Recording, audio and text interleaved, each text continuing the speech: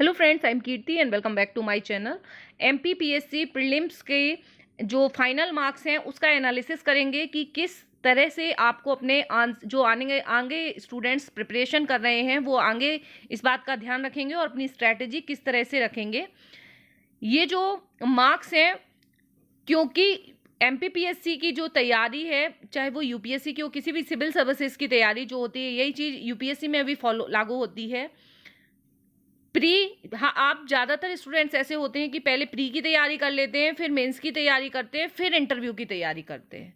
ठीक है, जबकि ये नहीं करना है आपको। ये स्ट्रैटेजी बिल्कुल रॉन्ग है। इस तरह की स्ट्रैटेजी नहीं अपनाना है, रिवर्स आपको जाना है। सबसे पहले होनी चाहिए इंटरव्यू की तैयारी, फिर होनी चाहिए मेंस की तैयारी, फिर होनी चाहिए प्रीलिम्स की तैयारी। जो स्टूडेंट्स इस तरह से तैयारी करता है वो 100% सिलेक्शन लेता है और एक बार में सिलेक्शन लेता है। ठीक है, और इंटरव्यू की तैयारी जो होती है, क्योंकि कोई ऐसी तैयारी नहीं है कि कोई इंस्टीट्यूट आपको आके पूरी तैयारी करा देगा और सिखा देगा। ये आपकी पर्सनल स्किल्स होती हैं, ये आपको खुद डेवलप करनी होंगी।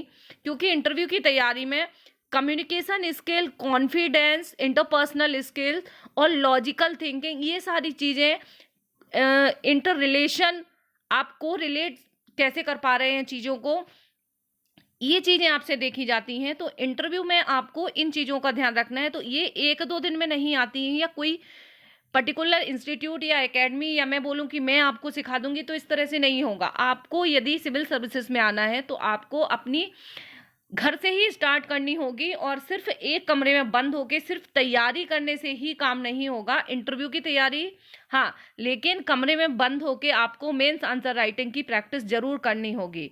प्रीलिम्स और मेंस की तैयारी आपकी कमरे में बंद होके एक जगह बैठ के ही होगी। उसकी तैयारी के लिए आपको इधर उधर भटकने की ज़रूरत नहीं है, और 10 इंस्टीट्यूट से पढ़ने की ज़रूरत नहीं है, 10 किताबों से पढ़ने की ज़रूरत नहीं है।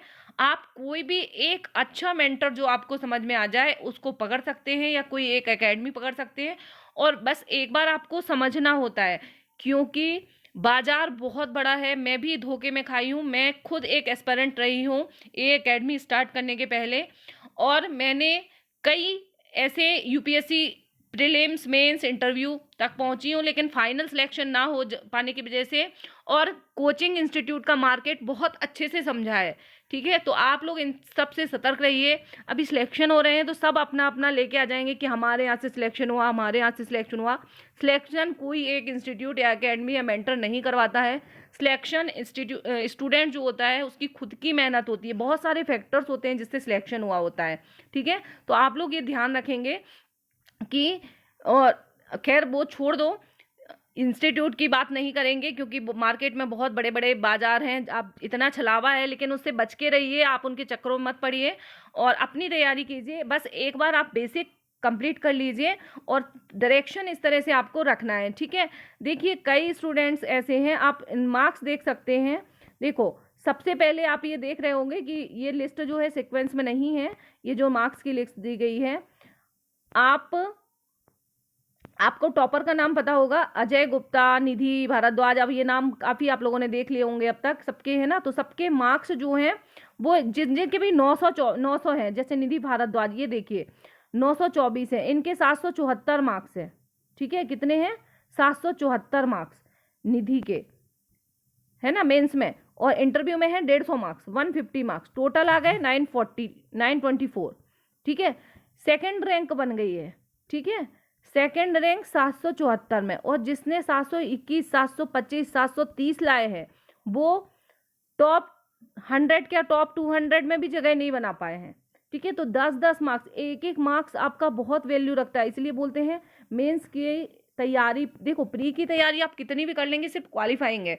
ठीक है, प्री के लिए, लेकिन आजकल सबसे ज़्यादा कठिन जो हो गई है वो प्री हो गई, क्योंकि इसको लोग हल्के में ले लेते हैं और सिर्फ प्री की तैयारी पे फोकस हो जाते हैं, इसलिए प्री भी क्लियर नहीं हो पाता है ना। इसलिए पूरी तरह आपको मेंस और इंटरव्यू पे फोकस रखना है, आंसर राइटिंग की प्रैक्टिस कर लेनी है, और स्ट्रैटेजी आपको इसी तरह से रखना है, तो फिर आपका सिलेक्शन जरूर होगा और एक ही बार में सिलेक्शन होगा। ठीक है, आपको अलग अलग भटकना नहीं पड़ेगा।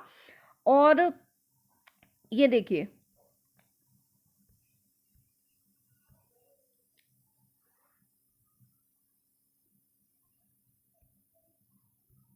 सारे ही नंबर्स आप देख सकते हैं। मैं स्क्रॉल करती जा रही हूँ, आप खुद समझिए कि मेंस में और इंटरव्यू में और टोटल में कितना डिफरेंस है। ठीक है, कई स्टूडेंट्स ऐसे हैं, बहुत सारे स्टूडेंट हैं जो कि बहुत पीछे रह गए हैं सिर्फ इंटरव्यू में नंबर कम आने की वजह से। ठीक है, और कई स्टूडेंट हैं जिनके इंटरव्यू में बहुत अच्छे नंबर आ गए हैं लेकिन मेंस में नहीं है, इसलिए रैंक नहीं बना पाए हैं। तो आपको दोनों जगह अच्छा करना है, बैलेंस रखना है। ठीक है,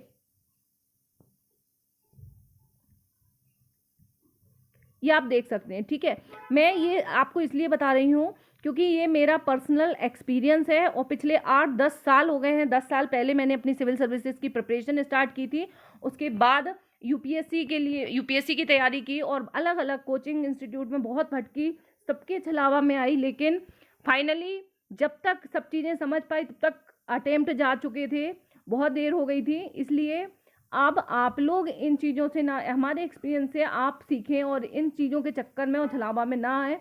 सिर्फ जो आपको अच्छा मेंटर मिलता है, कोई भले ही वो आपका सीनियर हो सकता है, उसका सिलेक्शन नहीं हुआ हो, वो भी हो सकता है। ठीक है, जिसने एक बार कोई भी हो सकता है वो जिसने एमपीपीएससी दिया हो, एमपीपीएससी मेंस और इंटरव्यू दिया हो।